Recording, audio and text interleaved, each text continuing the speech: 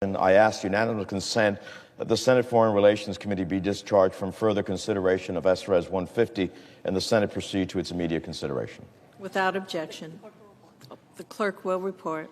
Senate Resolution 150, expressing the sense of the Senate that it is the policy of the United States to commemorate the Armenian Genocide through official recognition and remembrance. Without objection, the Senate will proceed to the measure. Madam President, I further ask that the resolution be agreed to, the preamble be agreed to, and the motions to reconsider be considered, made, and laid upon the table with no intervening action or debate. Without objection. Madam President. The senator from New Jersey. Thank you, Madam President. We have just passed the Armenian Genocide Resolution recognition, and it is fitting and appropriate that the Senate stands on the right side of history in doing so. It commemorates the truth of the Armenian Genocide. On Monday, we commemorated the International Day of Commemoration and Dignity of the victims of the crime of genocide and of the prevention of this crime. The UN General Assembly established this day of remembrance to commemorate and honor the victims of genocide and to highlight efforts to combat and prevent genocide.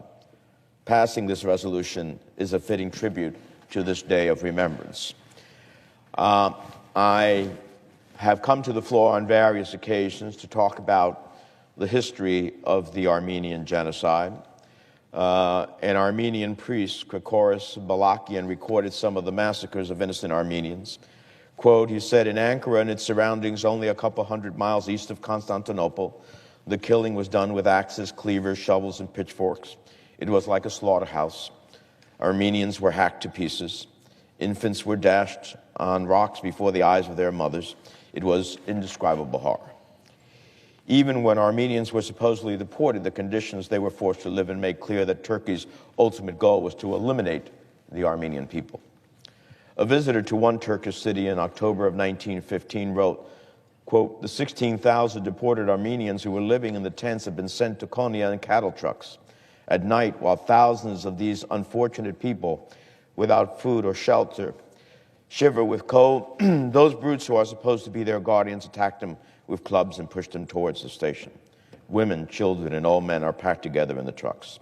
The men have to climb onto the top of the trucks in spite of this dreadful cold. Their cries are heartbreaking, but all in vain.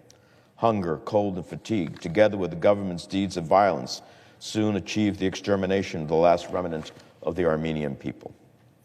Henry Morgenthau, the U.S. ambassador to Turkey from 1913 to 1916, understood full well what was transpiring. He left his post in early 1916 because, as he later recalled, quote, my failure to stop the destruction of the Armenians had made Turkey, for me, a place of horror. Madam President, American diplomats like Henry Morgenthau were on the ground in Turkey, and they made heroic efforts to help the Armenian people. But here in Washington at the time, no one did anything in the face of this heinous crime. As former UN Ambassador Samantha Power wrote in her Pulitzer Prize-winning book, A Problem from Hell, America's non-response to the Turkish horrors established patterns that would be repeated. As my colleague from Texas, my co-sponsor, who has been such a stalwart advocate with me, has very often noted, this is the first genocide to be recorded in the century. We know all too well the horrors that would be repeated later in the 20th century with the Holocaust and other genocides around the world. So here in the Senate today, we break those patterns. We join the House, who voted to do so by passing a resolution affirming the facts of the genocide, 405 to 11. Today, the Senate shows the same resolve. I'm deeply grateful to Senator Cruz for his stalwart leadership on this issue, to the 27 other senators from both parties who have co-sponsored the resolution and demonstrated their commitment to the truth, and the truth is finally will set us free. I am thankful that this resolution has passed at a time in which there are still survivors of the genocide.